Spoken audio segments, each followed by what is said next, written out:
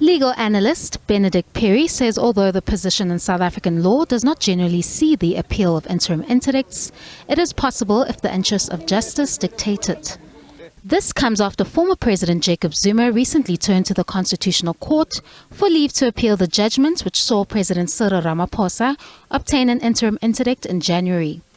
The position in our law has been for an extended period of time now that interim interdicts are generally not appealable.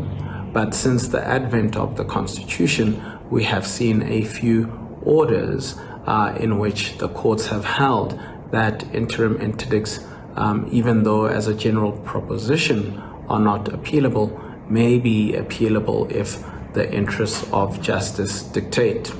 The interdict halts the former president from giving any further effect to his private prosecution bid, and it does not compel the president to appear in the dock.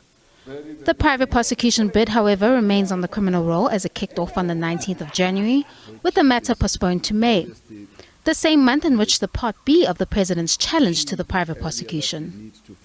The Jacob Zuma Foundation spokesperson, Zwanele Mani, elaborates on the former president's intention. We already have the criminal court date of 26 May, so the intention is to try and make sure that all the issues that may prevent 26 May from happening that are cleared. So the quicker you go to the court of the final say, the better.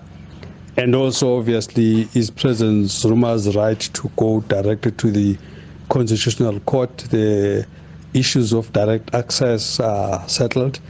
And lastly, a lot of issues that came out of the judgment of Judge Sutherland are actually constitutional issues in their own right. In the papers filed before the Constitutional Court, Zuma contends that interim orders can be appealed. He adds that the interest of justice permits such a relief. However, Perry differs with the former president's contentions based on the circumstances of this particular case. Mr. Zuma makes the argument that it does have a final effect if one takes into account the fact that it would take a sustained and lengthy period of time to exhaust all the appeals relating to the private prosecution review, and for that matter, the interdict or the interim interdict can be said to have final effect. My view is that this is not sufficiently cogent and not sufficiently persuasive with due regard to the general position regarding the appealability of interim interdicts. A date for the Apex Court challenge is yet to be set. Kani Mapanga, SABC News, Johannesburg.